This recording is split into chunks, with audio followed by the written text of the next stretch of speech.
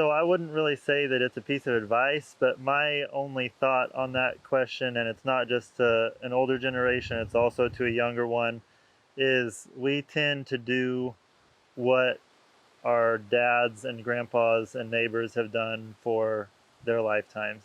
And so the thing that working with the goats and doing the rotation has really taught me is to hopefully be consistently looking at the operation and evaluating it, and not just doing something because I'm emotionally tied to it or because dad or grandpa did it, but hopefully because it's profitable both monetarily and hopefully faithfully and family wise. Because as dad kind of said, it's really not worth it if I'm going to lose my family. It's just not something that I should be doing. But at that same time, looking and seeing if I'm just feeding this way because everybody always has, or looking and seeing if I'm just running them this way because everybody always has, that's not always the most profitable or the best practice. And so constantly being able to look at my operation and say, why do I do that? Is that because it's profitable, or is that because that's how I've always done it? And that's hard for me because personally, a lot of times when you're doing something, you think it's the best way. And so when someone challenges that, even if it's not a challenge right at you, but when somebody brings something new, you're like, well, no, that would never work. Why would I even waste my time on that? And so being receptive to new ideas is a big part of it too. And then evaluating it. You don't just go with the wind and jump on something just because somebody said it's going to work. You have to evaluate it and see if it's going to work. That's one of the things that dad really liked about his early career was he worked for a feed company and got to visit multiple ranches and see things that he thought might work and might not, and kind of cherry pick the best. And then when it was his turn to actually turn it into something, he got to pull those out of his memory and say, this worked well, let's try it, and then see if it worked. And then if it didn't, move on and to the next idea and kind of see what really worked. So that would be my only thought on that. Before you get into goats, you need to do an incredible amount of research on them. I mean, and it doesn't have to be university papers. I mean, we have the internet now. There are tons of goat producers that have websites. There's YouTube channels. There's universities that put stuff out.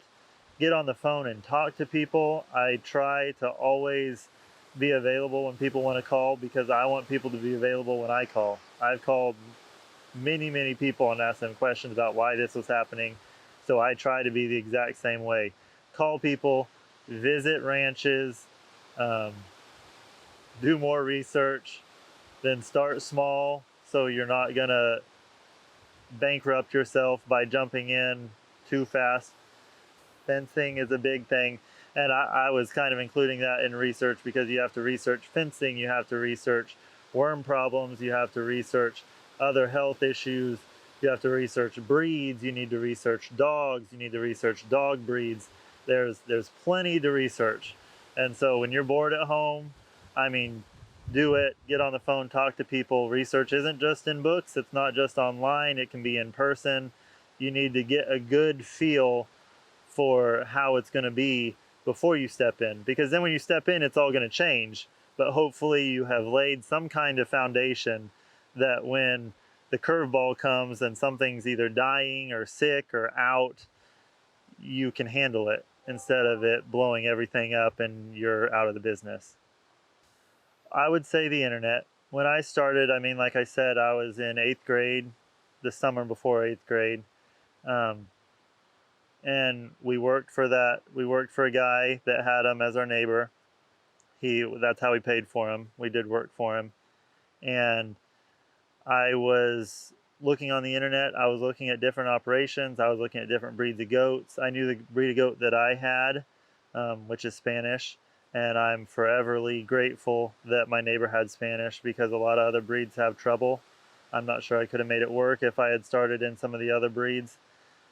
The thing that I said, I mean, this advice may not be helpful to some people because when I started, I was not dependent on the income, which gave me extreme freedom because it was a hobby for at least the first 3 or 4 years, because they were on a smaller acreage. I mean, we started moving them out. Dad and I both saw what they could do, but when I had a health issue or a crisis, it was okay because I was making enough money to pay for what I needed to pay for, but I wasn't sustaining a family. I wasn't sustaining an operation, and that gave me freedom. So my research was a lot of the School of Hard Knocks. It was a lot of the internet and talking to other people. So I don't really have a favorite resource. I know that O State has a meat goat boot camp that a lot of people talk really highly about. There are several of those that you can go spend 3 or 4 days. A lot of all the different breeds have production sales that include normally a day, day and a half, and they have speakers and they have lunches and different stuff. And so even if you're not ready to buy, you can find, and even if you're not going to buy in that breed, you can find several different seminars that you can go listen to people. And besides just the speakers, being at those kind of events, sales or sale events, it creates a network. You can find people that you think are trustworthy to buy breeding stock from. You can get their opinions on stuff. Most all those people love to talk to you. Even if you don't promise that you're going to buy their stuff, you're there. People like to visit over meals, over before the sales and all that kind of stuff. So there's tons of opportunities. And then the universities themselves have resources. Some of them are better than others. The goat thing is kind of behind the curve, but we're starting to catch up a little bit. There's just not the money there. But I've used a couple of different goat vets and different researchers at K-State that have helped me tremendously. Even in the past just year and a half, there's some things that I wasn't quite sure about that I called up there, and they were very helpful. And so just making those relationships, I think, is a really big deal. And they'll help you in your research. They'll answer your questions. There's a couple really good sites of some veterans that have been in it for a long time that have answered a whole bunch of disease questions, and Onion Creek Ranch is one of them. If you look that up, you'll probably be able to find it, and they have a whole library of articles that she's written, and she's been in the industry for a long time, and I've used that a lot. There's a couple, 2 or 3 different websites like that that are written, and they quote that they're not a vet, so you can't use their advice as a vet, but this is what they found to be true in the situations. And so just a lot of personal experience. I mean, that's a lot of what getting good at the goat industry is whether it's your own personal experience or someone else's personal experience.